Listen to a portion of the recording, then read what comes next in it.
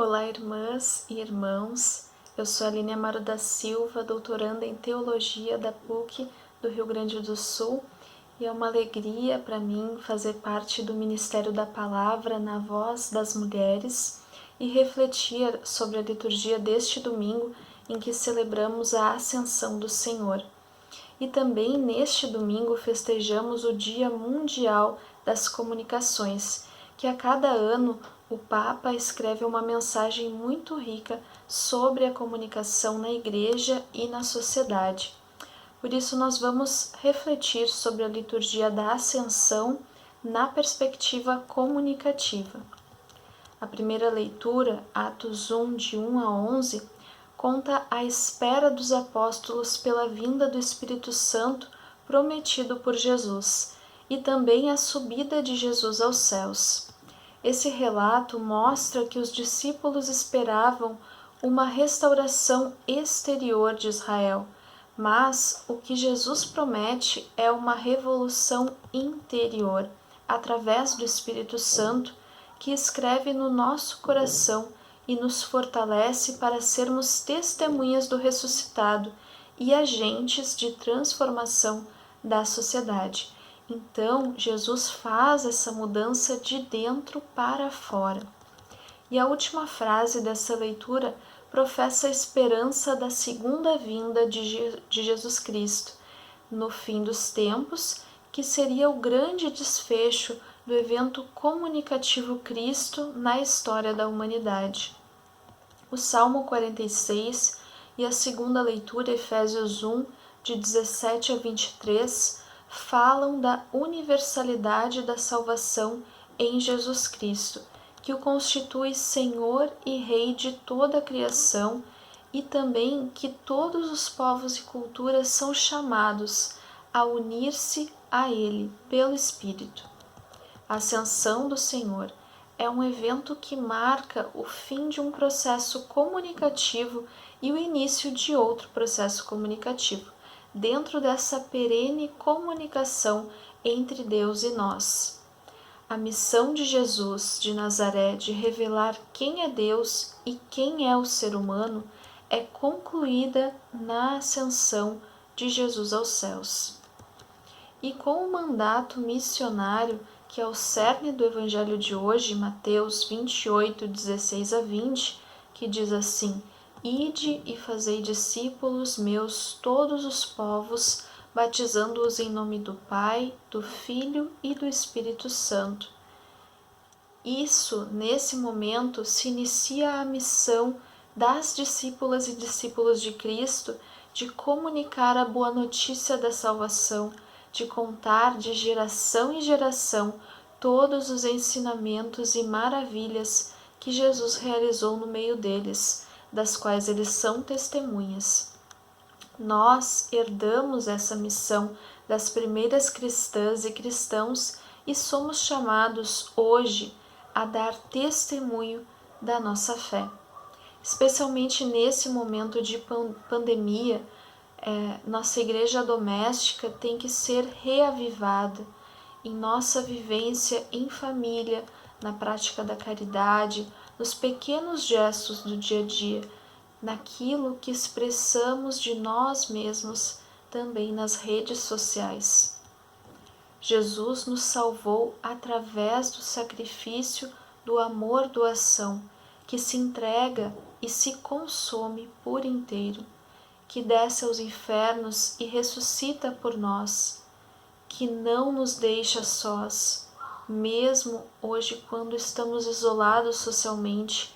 Ele entra na nossa realidade, na nossa casa, se preocupa conosco e por isso promete e envia o Espírito, o Paráclito, o Consolador, e nos resgata de todas as angústias, ansiedades, incertezas e solidão do tempo presente.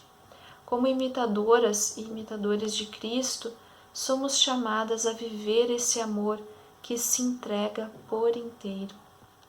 Papa Francisco diz que a Ascensão inaugura uma nova forma de Jesus estar presente no meio de nós.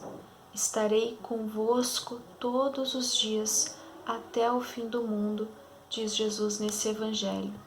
Francisco nos exorta a termos os olhos e o coração abertos para encontrar Jesus em meio à nossa realidade, para o servir e o testemunhar aos outros. Essa nova presença de Jesus em nós se dá especialmente através do batismo, que nos une à pessoa de Jesus e nos torna participantes da sua filiação divina. Nos torna habitação do Espírito Santo e assim nos dá acesso ao Pai e à comunhão do Deus Trindade, do Deus Comunidade. Bruno Forte escreve no seu livro Jesus de Nazaré que o Deus de Jesus Cristo é comunidade dialogante. Na história de Jesus, o Pai se colocou em relação nova e transformadora com os seres humanos, enviando-lhes através do Filho o Espírito. A história do mundo e a história trinitária de Deus cruzam-se, encontram-se na história de Jesus de Nazaré. Por isso se celebra o Dia Mundial das Comunicações no domingo da Ascensão, e assim nós podemos refletir e perceber quão importante é a comunicação para a nossa fé. O tema da mensagem deste ano é extraído de Êxodo, capítulo 10, versículo 2. Para que possas contar e fixar na memória, a vida faz-se história. E fala justamente dessa nossa missão comunicativa, que começou a partir da ascensão de contar que o Verbo fez-se narração, narrada na história da salvação da humanidade e na história de cada um de nós. A mensagem é dividida em 5 pontos. No primeiro, Papa Francisco destaca que toda a nossa vida é tecida por histórias. Desde a infância, ouvimos histórias que nos ensinam quem nós somos e de onde viemos, como a história dos nossos antepassados. Ao longo de nossa vida, vamos formando nossa consciência através de histórias, de heroínas e heróis que nos mostram quem nós queremos ser e quais princípios devemos e queremos seguir. A rede digital é um bom símbolo dessa trama de histórias de vida que compõe nossa sociedade, não somente a sociedade contemporânea, mas a sociedade em todos os tempos e lugares é um tecido vivo das histórias das pessoas que existem, existiram e existirão. No segundo ponto, Francisco fala que nem todas as histórias são boas. Existem as fake news que nos convencem muitas vezes tão grandemente que é difícil sairmos dessa trama. Ele observa que as narrativas que acompanhamos são absorvidas pela nossa mente com poucos filtros ou talvez nenhum filtro. E sem percebermos, nossas atitudes são influenciadas por personagens que simpatizamos. Às vezes esses enredos trazem dilemas éticos que tentam justificar uma má ação pelo fim que almejam e acabamos aceitando sugestões contrárias aos valores cristãos. Por isso devemos estar conscientes de que toda história que nos é contada tem uma finalidade e deve ser vista com consciência crítica. Sabemos também que existem histórias reais, tristes, de sofrimento, mas Francisco nos exorta a tirarmos algo bom, sempre tirarmos algo bom, também dessas histórias. O terceiro ponto apresenta a Bíblia como a história das histórias, como a grande história de amor recíproco entre Deus e a humanidade. Assim, cada pessoa é chamada de geração em geração a contar e fixar na memória os episódios mais significativos desta história de histórias. Também nos faz perceber que os evangelhos são narrações que, enquanto nos informam acerca de Jesus, performam-nos a imagem de Jesus. Como Bento XVI explica na Spes Salvi número 2, isso significa que o Evangelho não é apenas uma comunicação de realidades que se podem saber, mas uma comunicação que gera mudança de vida.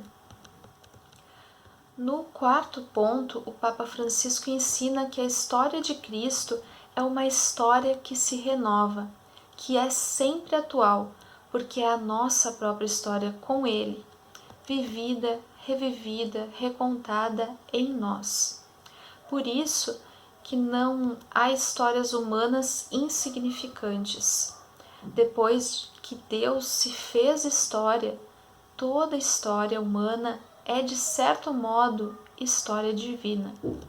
E cada pessoa humana é importante. Cada história humana pode tornar-se um anexo do Evangelho, uma narrativa inspirada pelo Espírito. No ponto 5, Francisco diz que a história de Cristo não é apenas sempre nova, mas também nos renova.